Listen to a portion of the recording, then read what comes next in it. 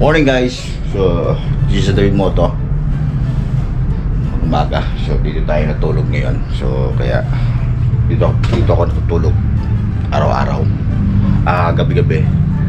Kasi hindi pwedeng iwanan yung shop. Kaya dito ako tutulog. Ang setup ko dito sa kung saan ako tutulog, ganito lang ang sistema ko. Gano'n ko ng blanket, tapos nilagyan ko lang karton. Ito siya. Hindi kasi ito pwede iwanan guys, kaya na walang tao dito kasi anytime pwedeng paano itong pasukin. Hindi natin alam kasi siyempre yung nakapaligid sa atin sa loob sa bahay ito. Kaya mahirap na, kaya nanigurado na ako na dito na ako tutulog gabi-gabi.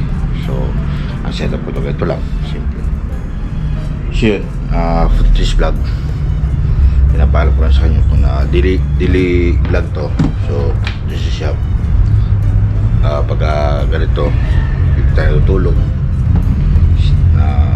pag umaga naman umuwi tayo sa bahay. So let's go, uwi muna tayo sa bahay at mag-aagahan tayo, okay?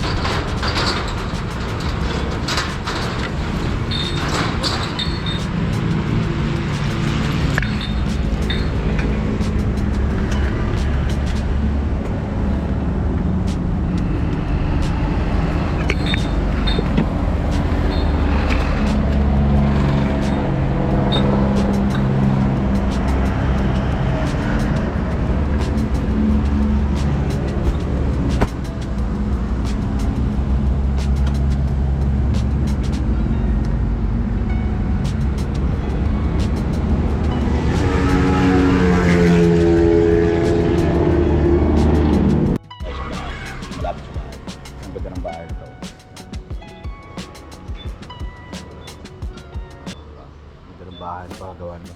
Concept ko yan, concept ng akin. Concept ko rin. Korean concept ko. May-ari ito is Koreano. Korean Japanese. Ayan.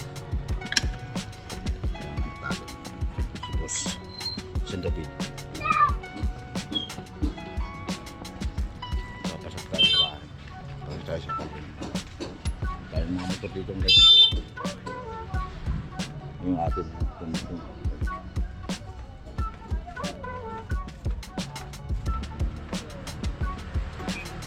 that's Kobe the drip. May ginagawa dito guys. Yung liit. Ayan naman si Chloe, yung aso namin malaki. Yan si Chloe. So guys, papasok tayo sa bahay. Ayan, aking prinsesa. So, we go right back. Hi guys, so ngayon nakaligo na tayo. So, babalik tayo sa shop ngayon. So, ngayon nakaligo na tayo.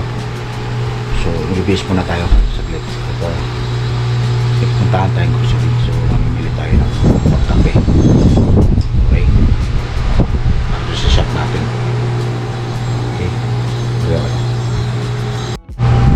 So guys, nakabisa tayo. So ito na. So balik tayo sa shop. At ang oras na. Tanghali na. Ayan. Labas tayo ng bahay.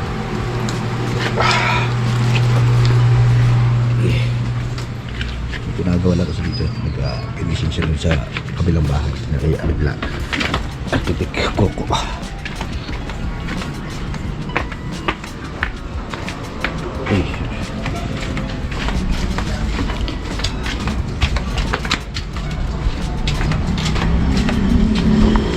David! Shit. Kaya muna natin yung gamit natin dito. Grabe init na naman mga bulot. Diyan ba si Tok Tok? Hindi pumasok.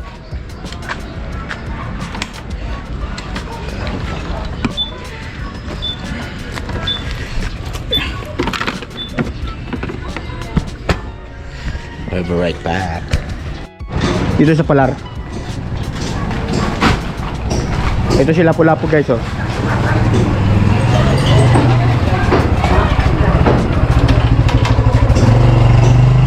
Guys, sila Lapu-Lapu ni dito sa basic store to. Lapu-Lapu guys, oh. Ito sila Lapu-Lapu guys. Buwang-buwang. Lapu-Lapu. Lapu-Lapu. Ang sira. So guys, dito tayo sa Floyd Grocery. Pasok tayo. Bili lang tayo ng kape.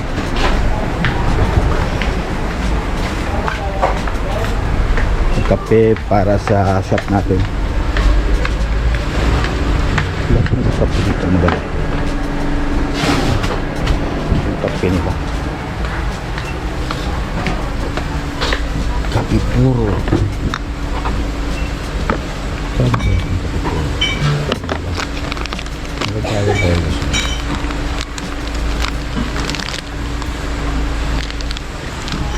Beke, magkano itong kape niyo?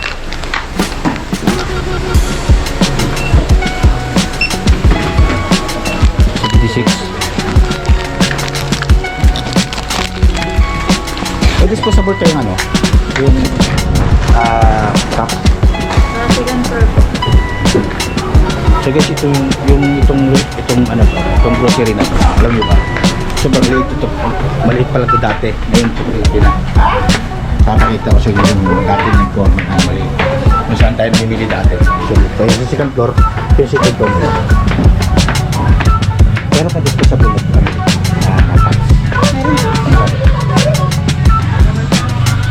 Yan guys, ang laki na ng ito. Dati maliit pala ito eh. Yung kulay orange.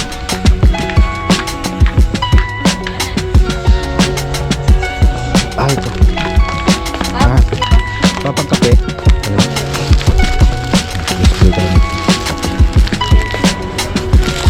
Magkano isa rito? Batsik, taga-batsik. Thank you. So, ang dating istorya nitong sobrang liit ito tapos makitid pa nung panahon nito. Ito papakita ko sa inyo. So guys, ito yung pinakaunang groceryhan talaga nila. So before na naging lumaki yung groceryhan nila sa larangan ng retails. So ito muna yung dati talaga na sobrang crowded, sobrang daming stock sa gilid. So halos yung customer hindi makakilos, pero sa ngayon, grabing success nila sa retail, sa grocery. So nagkaroon sila ng sarili nilang groceryhan na malaki na second floor. So nakikita nyo, ito yung dati. So grabing crowded, di ba? Kung makikita nyo, grabing puno ng stock sa gilid. Halos yung customer walang malakaran. Pero ngayon, kung makikita nyo, grabe, sobrang develop nung kanilang yung kanilang groceryhan talaga. Ang laki na ng grabing yung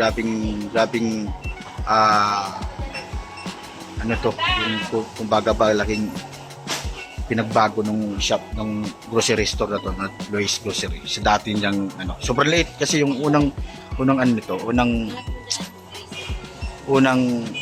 grocery store na maliit. Maliit pa lang to dati. Sobrang sikip, mainit. Ngayon, ang laki, may second floor na.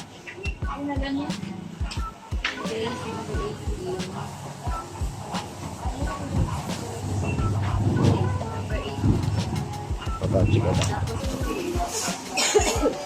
Dating guys, magkano? 30, 60. So yan para sa mga natin, yung para sa mga riders. 100, 250.